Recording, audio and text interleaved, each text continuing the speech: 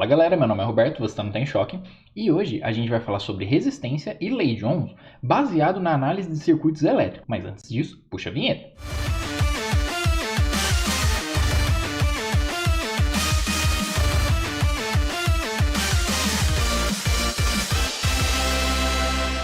Antes da gente iniciar mesmo falando sobre o conceito de resistência, vamos tentar ter uma noção mais intuitiva. Baseado no nosso modelo atômico, que era o do Rutherford Bohr, já é um bom modelo atômico para o nosso estudo. Nós temos três tipos de ligações principais, que são as ligações metálicas, iônicas e covalentes. E a partir disso, a gente tem categorias dos materiais que a gente pode classificar, que são os condutores. Os condutores, eles normalmente são feitos com ligações metálicas, baixa oposição à passagem da corrente elétrica. E um campo elétrico aplicado a um condutor tem uma facilidade para influenciar as cargas ali presentes, ou seja, os elétrons, e fazer com que eles se movimentem de forma ordenada, ou seja, gerar uma corrente elétrica. Então, quando eu tenho uma facilidade em gerar a corrente elétrica, uma baixa oposição dela, eu falo que eu tenho uma baixa resistência para aquele material.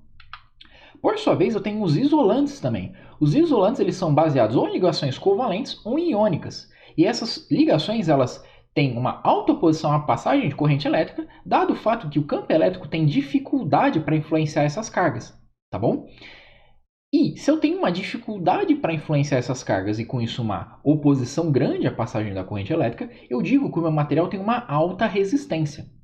Também existe uma terceira categoria que a gente estuda com mais detalhes, que são os semicondutores, lá na parte de circuitos eletrônicos. Eles têm uma composição um pouco diferente, em que você tem uma ligação, e a gente vai estudar os tipos do material e tudo mais, e eles vão sofrer um processo chamado dopagem, que é adicionar alguns tipos de materiais específicos que vão permitir que, quando eu aplico um certo potencial elétrico, eu torno esse material condutor.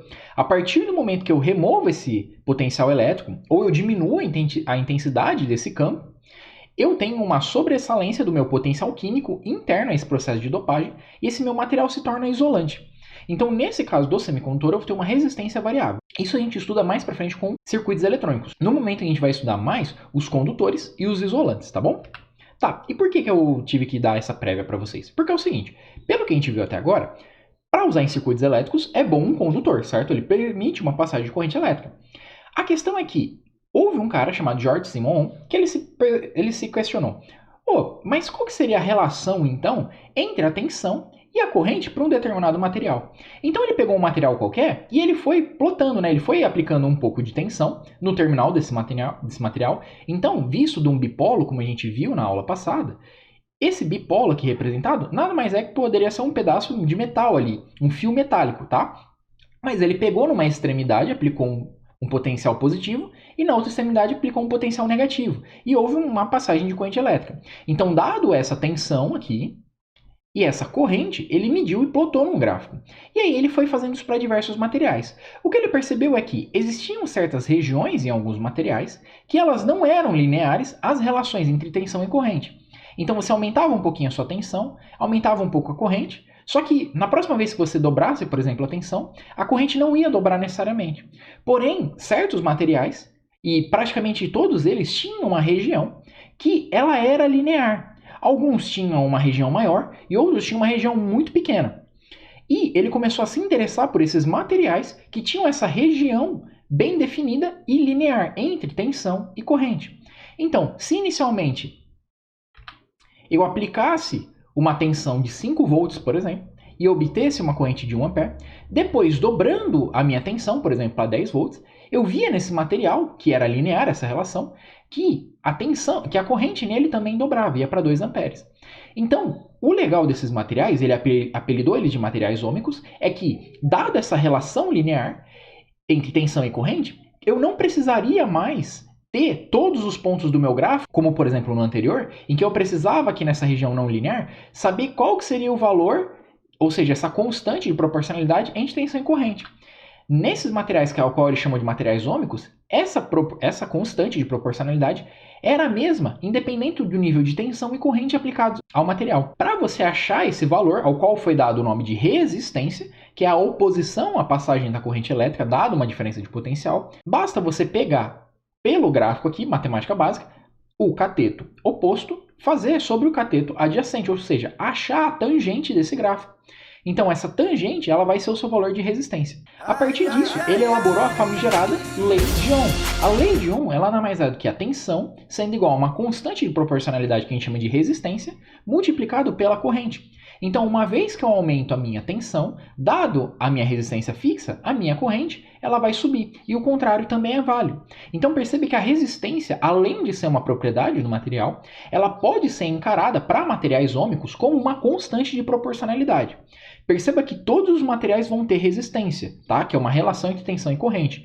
Só que em determinados materiais, ao qual a gente chama de ômicos, essa relação ela é linear, ela é diretamente proporcional. Por isso que a primeira lei de Ohm, que é essa daqui, que relaciona tensão e corrente, é válida, tá bom? Mas só para esses materiais ômicos. Depois, a gente vai ter uma análise do material, da resistência dele, com relação a outros parâmetros. Porque o Ohm ele falou assim, tá, se eu aplico uma diferença de potencial e eu vejo uma corrente, dado uma resistência que eu conheça, é possível achar essa relação, tensão e corrente. Só que, e dependendo das propriedades do material, como é que eu acharia essa resistência? Você pode também achar. E aí você vai depender do material, da temperatura dele, da área de seção transversal desse material e do comprimento. Vamos entender esses parâmetros. O material tem relação com a estrutura química dele, certo? Isso vai interferir se os elétrons eles têm mais facilidade de se movimentarem a partir de um campo elétrico ou não. Então, dessa forma, o material, sim, ele vai alterar o tipo de resistência. Se você pegar geometrias iguais para diversos materiais, só que se for comparar a resistência dele, vai dar diferente, porque cada material tem um próprio coeficiente de resistência, como a gente vai ver daqui a pouco, tá? Que ele é intrínseco daquele material. Depois, a temperatura. Imagina só que você tem aqui um espaço, tá? Que a gente vai colocar um monte de elétron dentro dele, certo? Esses elétrons, eles estão livres. E aí eles podem se movimentar cada um para um canto diferente, certo?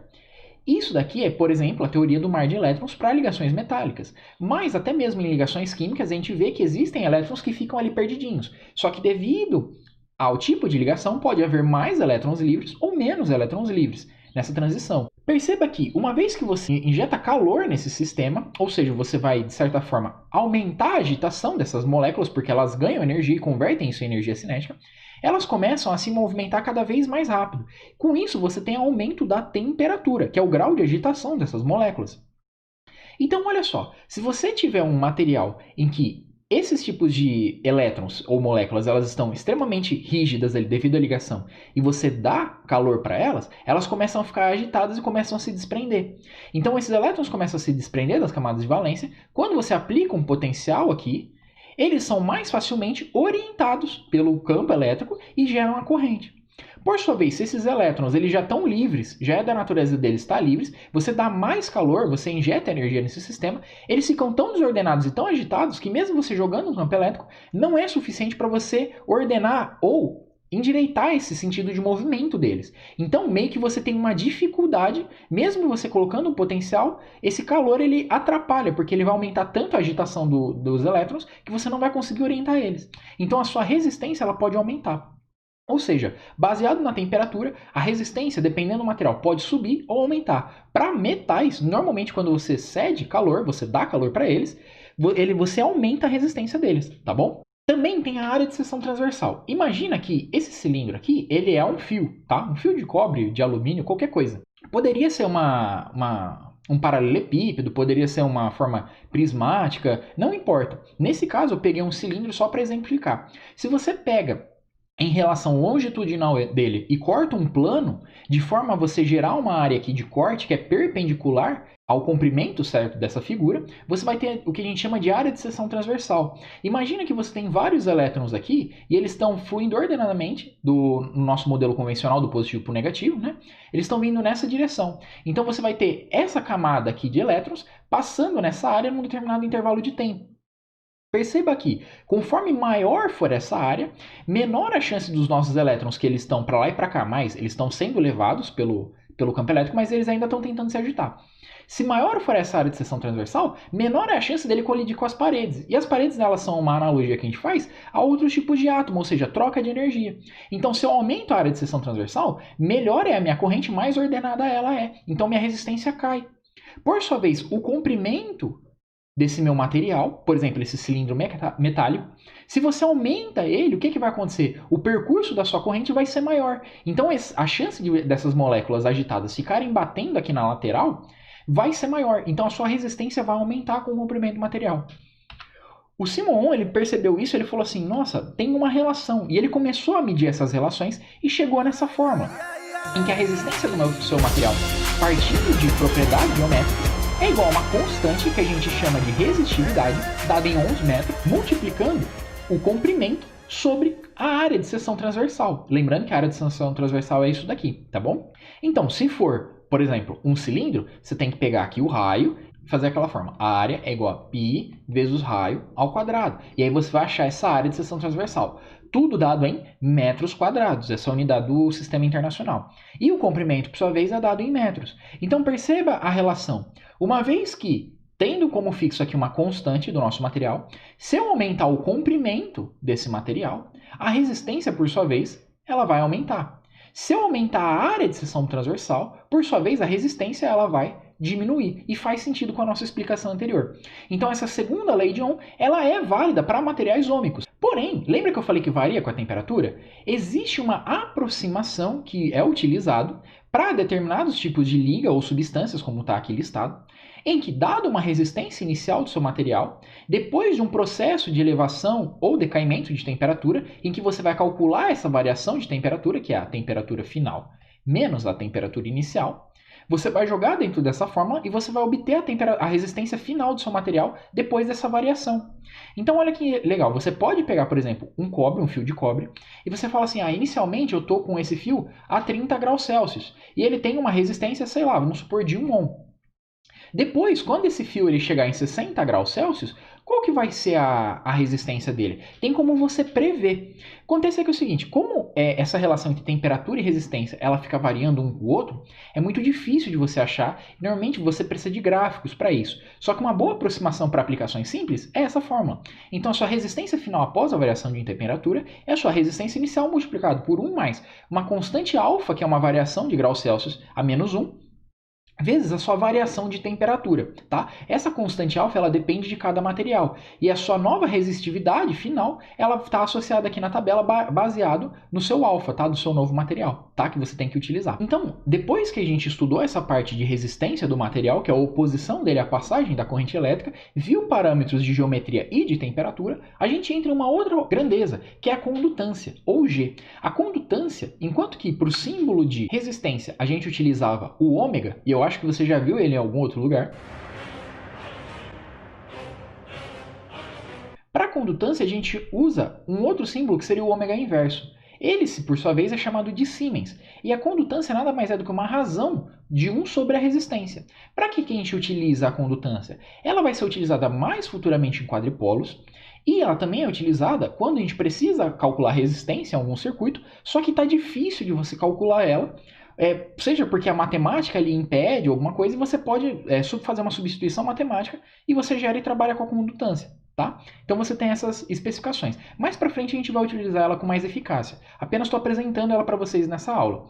Enquanto que a resistência seria uma característica própria do material para tanto falar uma relação entre tensão e corrente para materiais ômicos, bem como o grau de oposição à passagem da corrente elétrica pelo material para qualquer tipo de material, a condutância, por sua vez, ela é a capacidade do material conduzir corrente elétrica, tá bom? Para qualquer material, tá? Então, veja só, a gente tem a condutibilidade elétrica, dado pelo símbolo sigma, que nada mais é do que a razão inversa sobre o ρ, que é justamente essa constante aqui, que é a resistividade, dada em ohm por metros, tá bom? A partir disso, então, desse nosso estudo inicial sobre resistência, a gente pode classificar os materiais em 2 grandes grupos principais. Existem outros, só que o que a gente vai começar a trabalhar agora no nosso curso vai ser o condutor e vai ser o resistor.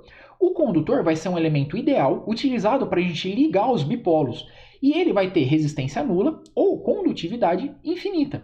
Isso quer dizer que não tem queda de tensão. Então, se eu precisar ter 2 resistores, por exemplo, e ligar eles entre si, esse material aqui no meio, ele vai ser o quê? Esse material aqui no meio, ele vai ser um condutor. Por quê? Eu só quero que a tensão decaia sobre os meus resistores. Eu não quero que ela decaia sobre o fio que liga eles.